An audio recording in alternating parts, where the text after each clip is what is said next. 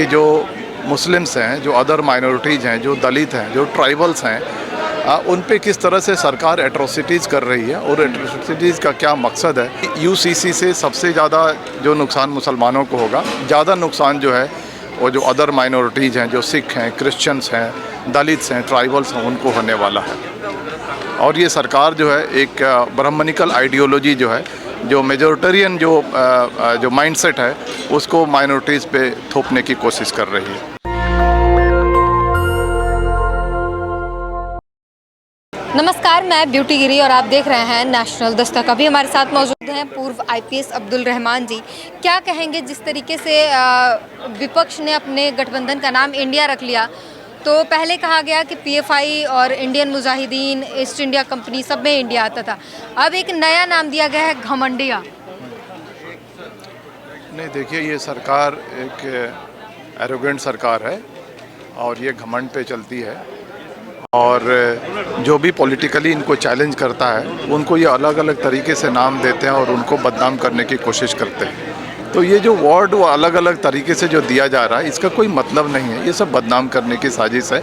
और ये, मैं कोई इंडिया का पार्ट नहीं हूँ। इंडिया हो या कोई और सोशल ऑर्गेनाइजेशन हो या कोई और तबका हो, जो इनको पॉलिटिकली या किसी तरह से चैलेंज करेगा, उनको बदनाम करने की ये कोशिश करेंगे। ये जो सरकार है, ये विपक्ष की गठबंधन जो हुई है, उस पर बोल रहे हैं कि बौखलाए हुए हैं। ये कह रहे हैं कि जो गठबंधन तो कर लिया, लेकिन पिछली सरकार जो मनमोहन सिंह की सरकार थी, उन्होंने कहा था कि गठबंधन की कुछ मजबूरियां होती हैं, तो फिर से आप गठबंधन में जा रहे हो। नहीं, देखिए, गठबंधन की जो मजबूरी है वो सिर्फ एक गठबंधन की मजबूरी थोड़ी होती है, दोनों ही गठबंधन की मजबूरी होती है। लेकिन देखिए, गठबंधन का नाम, गठबंधन की मजबूरी, गठबंधन की खामियां, गठबंधन की अच्छाई, मुद्दा ये नहीं है।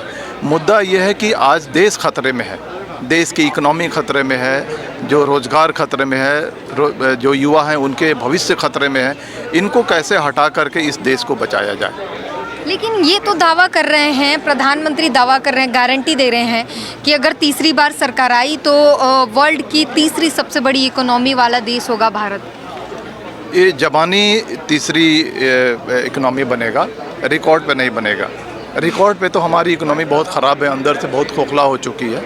चाहे वो इन्फ्लेशन रेट हो, या चाहे वो लोगों के रहन सहन हो, चाहे वो जो भी इंडिकेटर्स हैं अच्छी ज़िंदगी के, उन सारे इंडिकेटर्स पे हमारी हालत ठीक नहीं है और इकनॉमी भी ठीक नहीं है।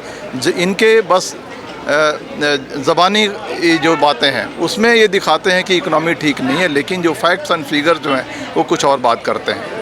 विपक्ष को जो है, अमित शाह कह रहे हैं कि विपक्ष, भाई, आप विपक्ष की बात करते हैं, मैं विपक्ष का पार्ट नहीं हूँ। हाँ। आप यहाँ पे जो सारी बातें हो रही हैं उनसे थोड़ा सा रिलेटेड सवाल पूछो।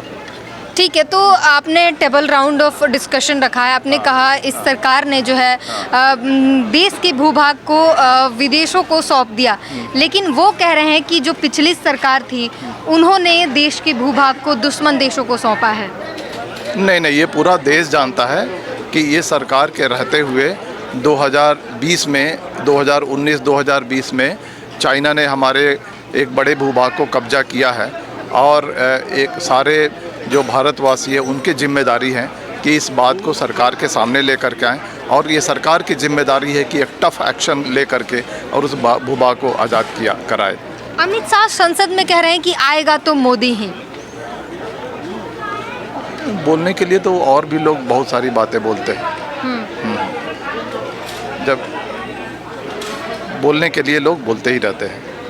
तो क्या ग्राउंड लेवल पे अगर बात करें तो क्या मोदी के आने के 2024 में आसार नहीं दिख रहे हैं?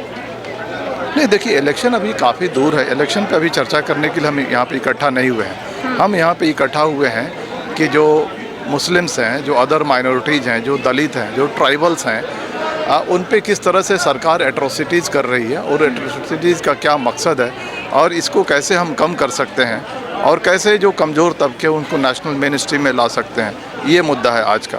लगातार सवाल उठाया जा रहा है सरकार पर कि वो चुप्पी साधे हुए बोल नहीं रही है मणिपुर को लेकर, लेकिन वो कह रहे हैं कि हम चर्चा के लिए तैयार हैं, हमें बोलने नहीं दिया जा रहा।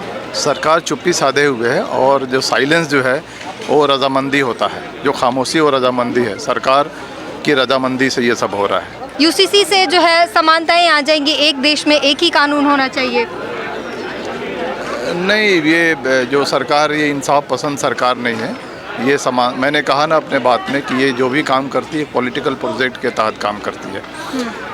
यूसीसी से सबसे ज़्यादा जो नुकसान मुसलमानों को होगा, ज़्यादा नुकसान जो है वो जो अदर माइनॉरिटीज़ हैं, जो सिख हैं, क्रिश्चियंस हैं, दलित्स हैं, ट्राइबल्स हैं, उनको होने वाला है। और ये सरकार जो है एक ब्राह्मणिकल आइडियोलॉजी जो है, जो मेजोरिटेरियन जो माइंडसेट है, उसको माइनॉरिटीज़ पे थोपने की कोशिश कर रही है।